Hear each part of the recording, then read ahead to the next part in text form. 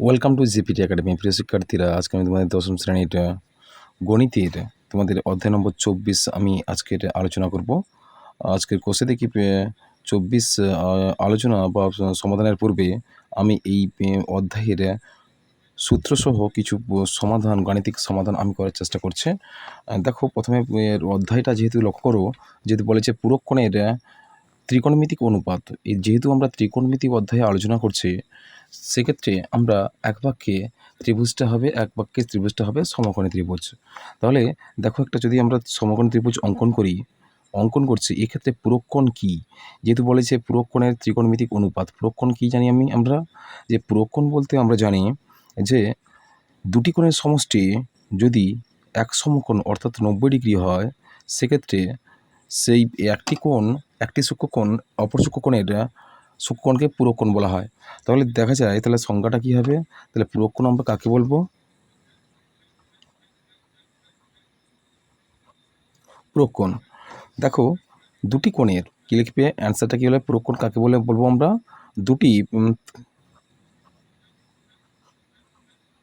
দুটি কোণের মানের সমষ্টি 90 ডিগ্রি হলে দুটির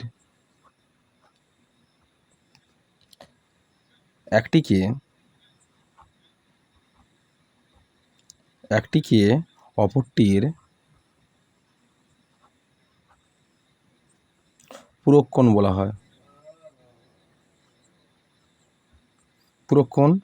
বলা হয়।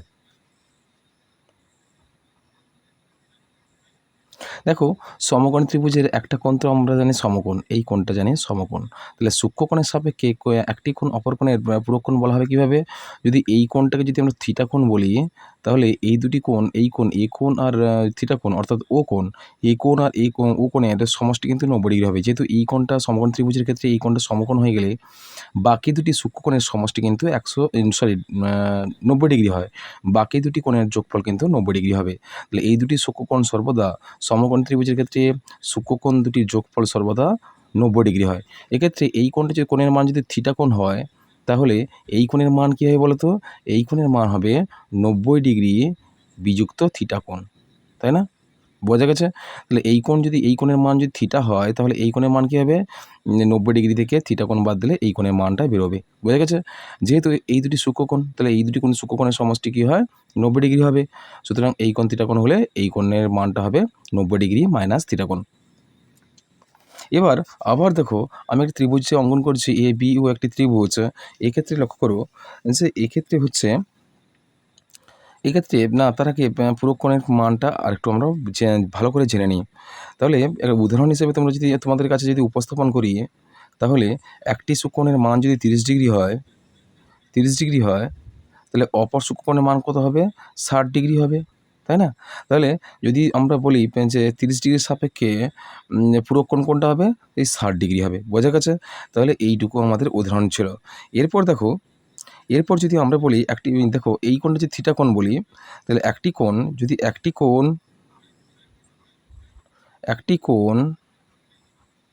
থিটা কোণ হলে, তাহলে থিটা কোণের পূরক কোণ 90 ডিগ্রি মাইনাস থিটা কোণ। বোঝা গেছে? 90 ডিগ্রি মাইনাস থিটা কোণ হবে। এবার চলো দেখো, আমাদের দেখতে হবে থিটা কোণের অনুপাত যদি জানা থাকে, তবে তা থেকে কীভাবে 90 ডিগ্রি থেকে থিটা কোণ বাদ দিলে যে কোণের কোণানুপাত নির্ণয় করা যায়, সেক্ষেত্রে আমরা একটু লক্ষ্য করি। দেখো, এই যে চিত্রটা আমরা অঙ্কন করেছিলাম, এই চিত্রে দেখতে পাচ্ছি আমরা ত্রিভুজ এ ও বি একটি সমকোণী ত্রিভুজ। তাহলে আমরা প্রদত্ত, দেখো, যদি আমরা ত্রিভুজটা আবার লিখছি, দেখো ত্রিভুজ আমি লিখেছিলাম এ বি আর ও। তাহলে এ ও বি লেখো, ও ত্রিভুজ, এই চিত্রে ত্রিভুজ এ ও বি একটি সমকোণী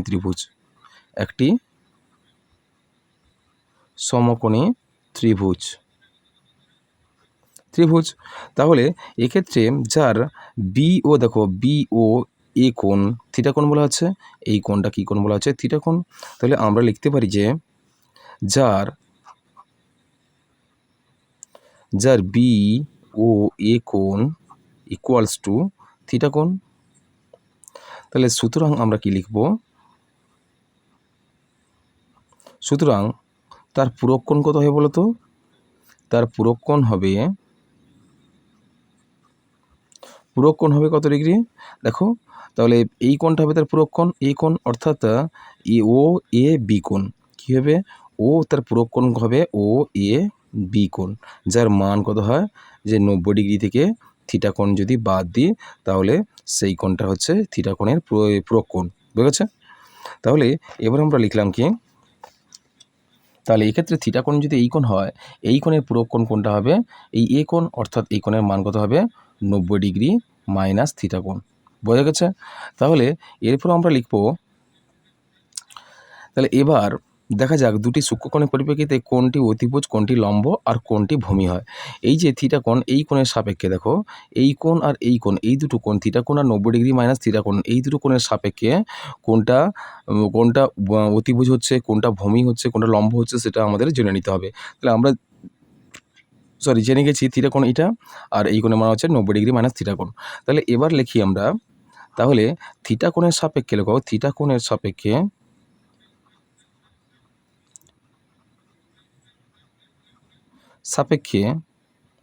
তাহলে অতিভুজ কী হবে বলো তো? অতিভুজ হবে থিটা কোণের সাপেক্ষে অতিভুজ,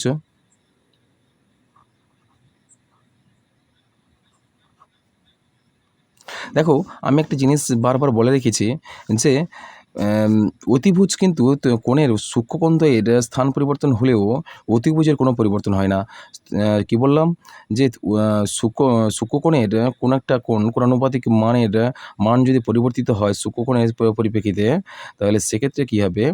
সেক্ষেত্রে কিন্তু অতিভুজের মান কিন্তু কখনোই পরিবর্তন হয় না। তাহলে এক্ষেত্রে কী হবে?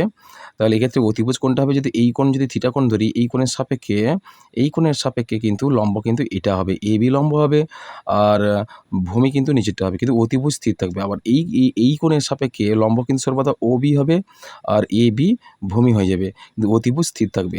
বোঝা গেছে? তাহলে এবার চলো অতিভুজ কী হবে তাহলে? এই থিটা কোণের সাপেক্ষে অতিভুজ কোনটা হবে? এ ও বা ও এ অতিভুজ হবে, ও এ অতিভুজ। আর লম্ব কোনটা হবে? লম্ব হবে, তাহলে এই কোণের সাপেক্ষে দেখো, এই থিটা কোণের সাপেক্ষে লম্ব কিন্তু এ বি হবে, লম্ব হবে এ বি লম্ব হবে। বুঝেছো? আর ভূমি কিন্তু ও বি হবে।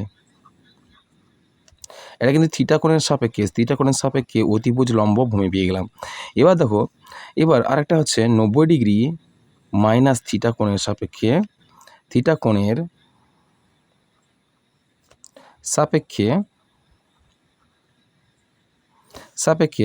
তাহলে অতিভুজ কোণটা হবে বলো তো? তাহলে এই কোণের সাপেক্ষে লক্ষ্য করো, এই কোণটার মান যেহেতু বলা হয়েছে 90 ডিগ্রি মাইনাস থিটা কোণ, তাহলে এই কোণের সাপেক্ষে কিন্তু তাহলে লম্ব কোণটা হবে বলো তো? লম্ব হবে কিন্তু এটা, ও বি লম্ব হবে, ও বি লম্ব। তাহলে আমরা লিখতে পারি, দেখো প্রথমে সাইন 90 ডিগ্রি মাইনাস থিটা কোণ হলে, তাহলে এই কোণের সাপেক্ষে সাইন, অর্থাৎ এই সাইন 90 ডিগ্রি মাইনাস থিটা কোণের সাপেক্ষে লম্ব হবে কিন্তু ও বি লম্ব হবে। তাহলে ও বি হবে লম্ব, অর্থাৎ আমরা কি জানি?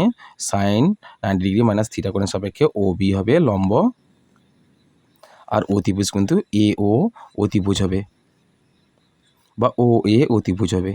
বুঝেছে? তাহলে এক্ষেত্রে সাইন 90 ডিগ্রি মাইনাস থিটা কোণের সাপেক্ষে ও বি লম্ব হবে, আর ও এ হবে অতিভুজ হবে। বুঝেছে? কিন্তু এক্ষেত্রে লক্ষ্য করো, কিন্তু থিটা কোণের সাপেক্ষে কিন্তু কী হবে বলো তো? থিটা কোণের সাপেক্ষে কিন্তু এই ক্ষেত্রে কী হবে? তাহলে সাইন থিটা যদি হয়, তাহলে এক্ষেত্রে মান হবে কি? সাইন থিটার সাপেক্ষে কিন্তু লম্ব কী হবে? এই থিটা কোণের সাপেক্ষে কিন্তু লম্ব কোনটা হবে? এইটা হবে লম্ব। তাহলে এ বি লম্ব, আচ্ছা এ বি লম্ব হবে, হ্যাঁ, থিটা কোণের সাপেক্ষে কিন্তু এটা কিন্তু ভূমি হয়ে যাবে। থিটা কোণের সাপেক্ষে এটা কিন্তু ভূমি হবে, এটা হবে লম্ব হবে। আর এক্ষেত্রে থিটা কোণের সাপেক্ষে যদি আমরা এটা ভূমি ধরি, তাহলে এটা যদি অতিভুজ হবে, তাহলে এক্ষেত্রে হবে সাইন থিটা যদি ধরি আমরা, সেক্ষেত্রে মান হবে কি কোসেক থিটা হয়ে যাবে। কোসেক থিটার ক্ষেত্রে কী হবে, থিটা কোণের সাপেক্ষে কোসেক থিটা হয়ে যাবে কি, দেখো থিটা কোণের সাপেক্ষে থিটা কোণের ক্ষেত্রে ভূমি কিন্তু হয়ে যাবে তোমার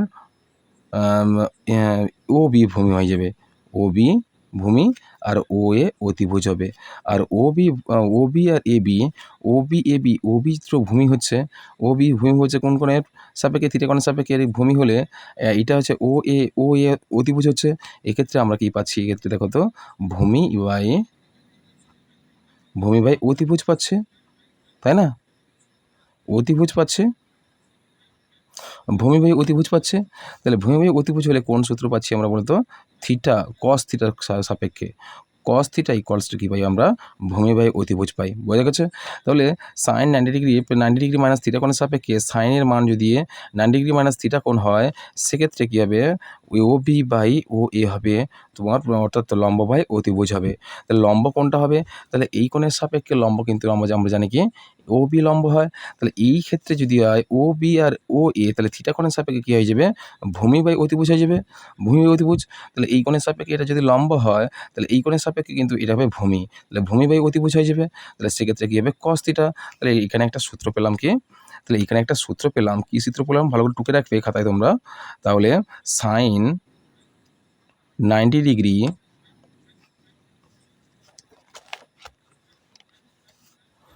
মাইনাস থিটা কোণ ইকুয়ালস টু কস থিটা। বুঝেছে? এই সূত্রটা ভালো করে তোমরা খাতায় লিখে রাখবে। বুঝেছে? আরও একটা দেখো, আবার যদি বলা হতো সাইনের ক্ষেত্রে, লক্ষ্য করো এই ক্ষেত্রে আবার বলা হতে কস, সাইন গেছে, এবার কস লেখো,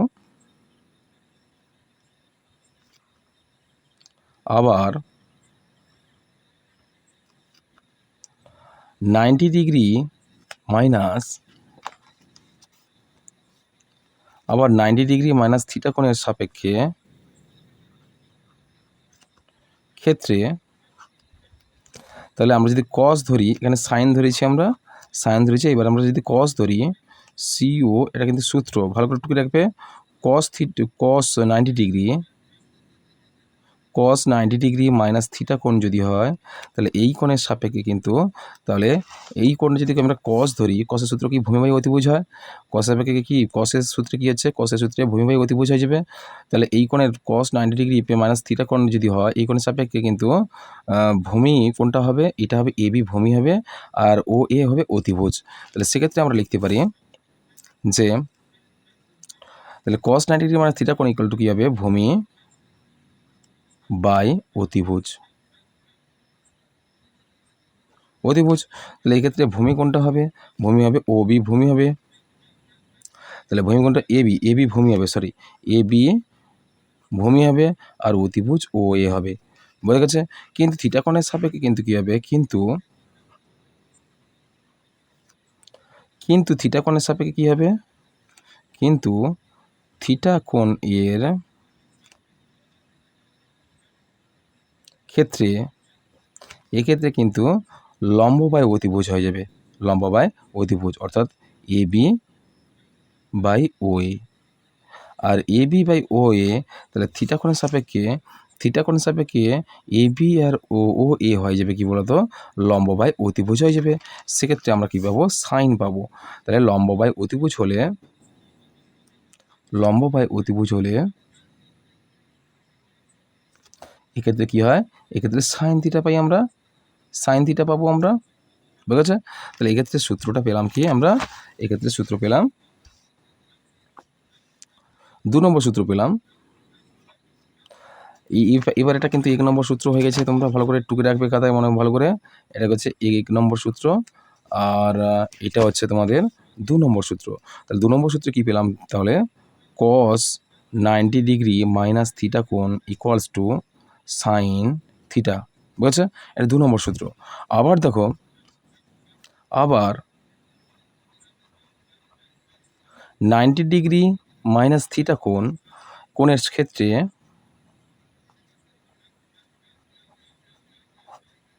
ক্ষেত্রে তাহলে ট্যান যদি ধরি সাইন কস হয়ে গেছে, আবার ট্যান যদি ধরি তাহলে ট্যান 90 ডিগ্রি মাইনাস থিটা কোণ।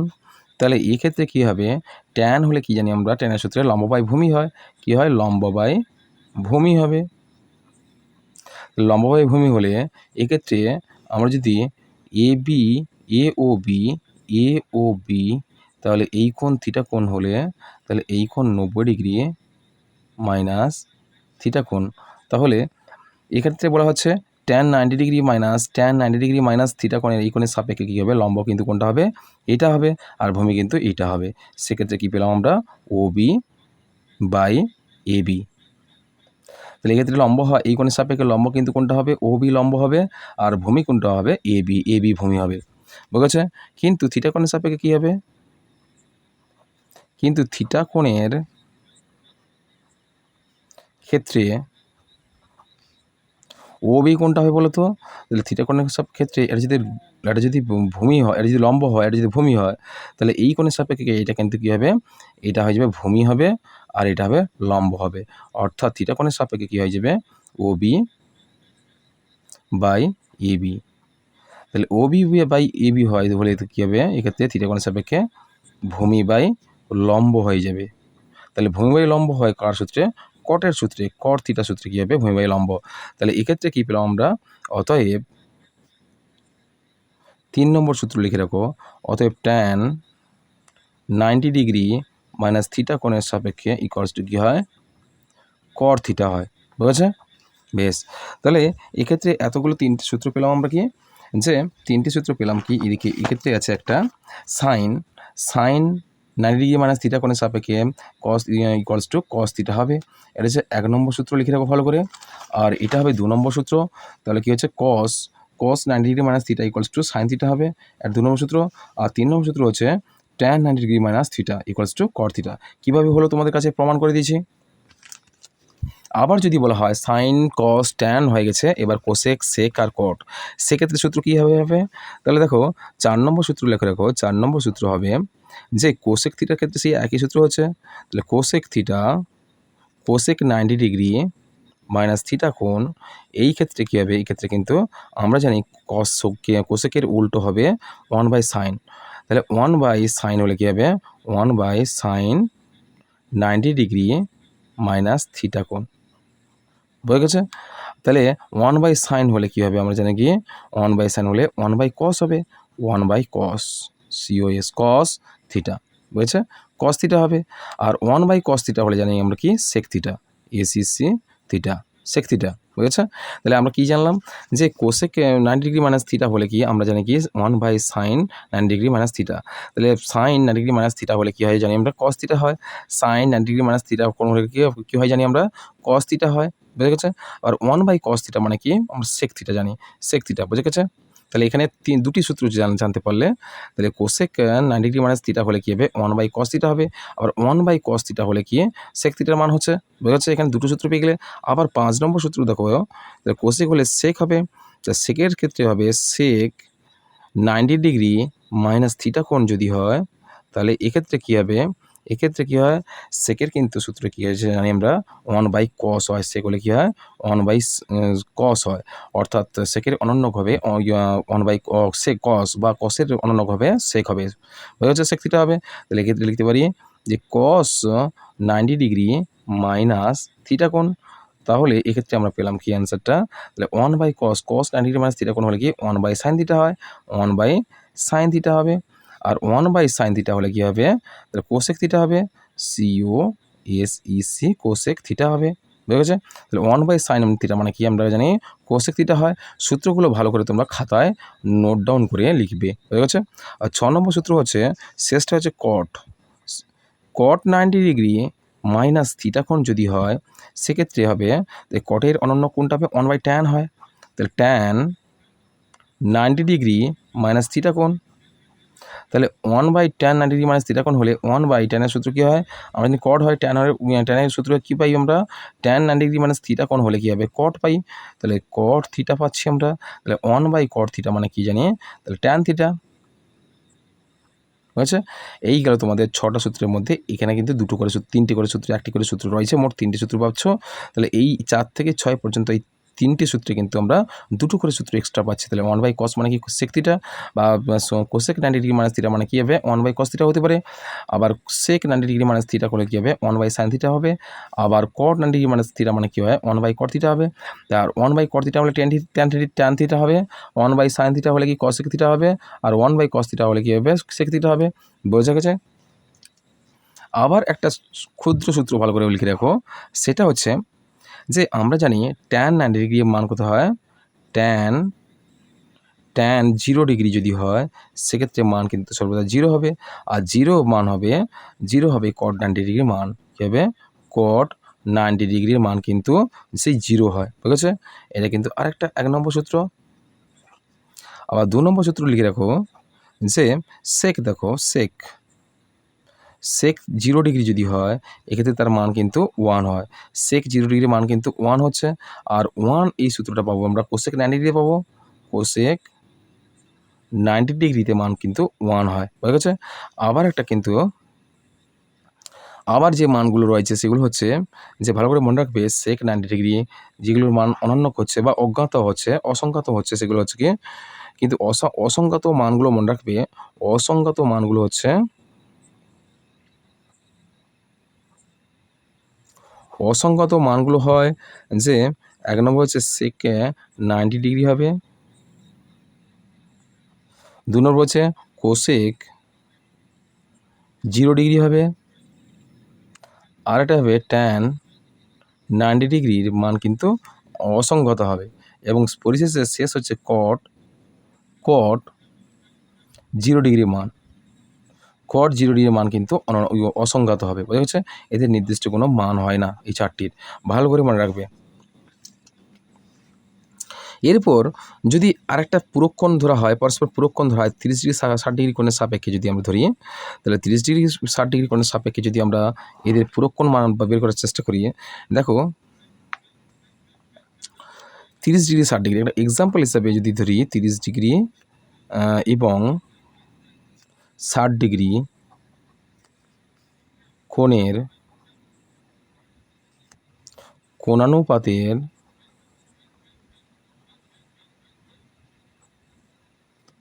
মানের বা কোণানুপাতের মান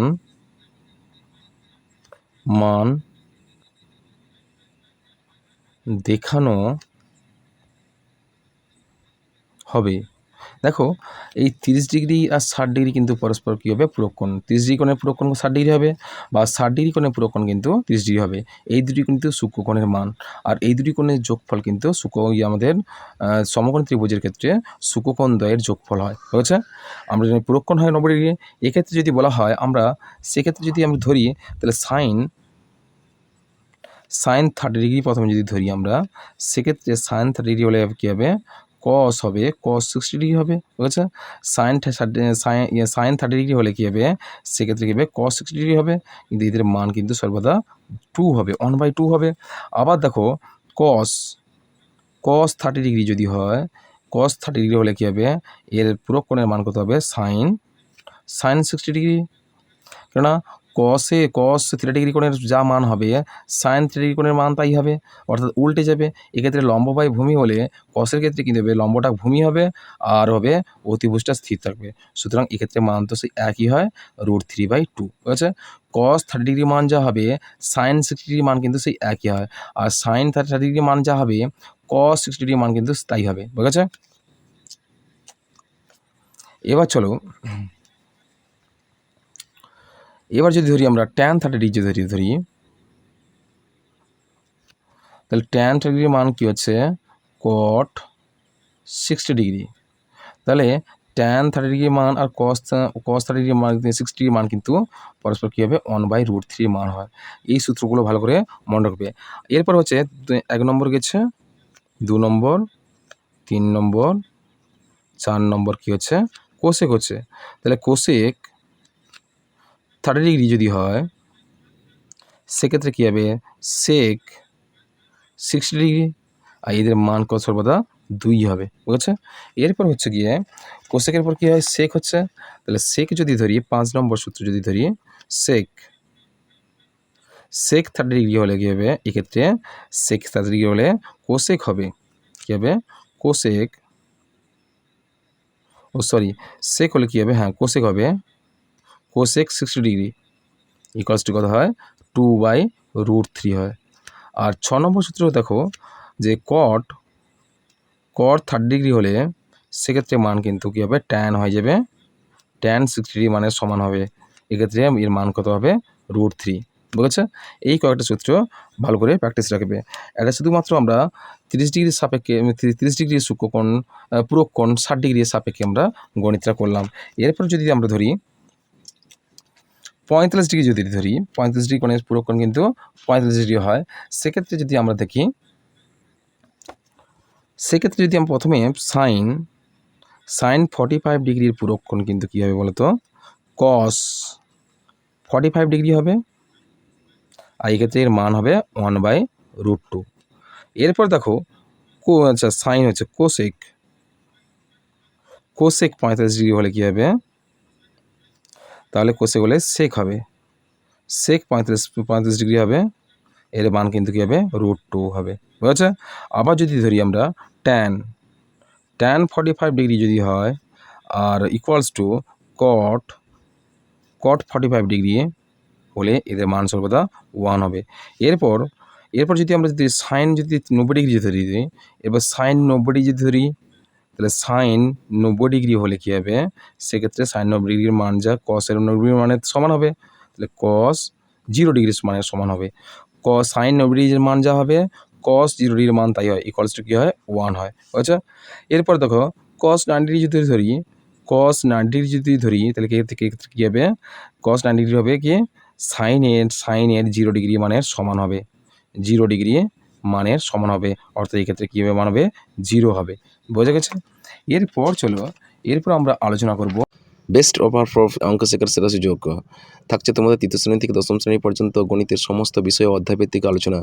আর এই আমার স্পেশাল ক্লাসে যে অফার্সগুলো পাবে সেগুলো হচ্ছে ক্লাস ভিত্তিক ভিডিও এবং শর্টস পাবে, লাইভ ক্লাসেস, নোটস, সাজেশনস, আর পাবে ম্যাথ টেস্ট আর এক্সাম পাবে। এছাড়াও আমাদের এই স্পেশাল প্যাকেজের মধ্যে থাকছে যে 1 নম্বর জেনারেল প্রিমিয়াম প্যাকেজ, যার প্রতি মাসে দিতে হবে তোমাদের 119 টাকা। আর 2 নম্বর হচ্ছে তৃতীয় শ্রেণী থেকে চতুর্থ শ্রেণী পর্যন্ত প্রতি মাসে 299 টাকা। আর পঞ্চম শ্রেণী থেকে ষষ্ঠ শ্রেণী পর্যন্ত প্রতি মাসে 999 টাকা। আর সপ্তম শ্রেণী থেকে অষ্টম শ্রেণী পর্যন্ত প্রতি মাসে 799 টাকা। আর নবম শ্রেণী থেকে দশম শ্রেণী পর্যন্ত প্রতি মাসে 1999 টাকা। আর গণিতে গোড়া থেকে শিখতে চাইলে তোমরা, অর্থাৎ অল ক্লাসেস, তার জন্য থাকছে 1599 টাকা প্রতি মাসে।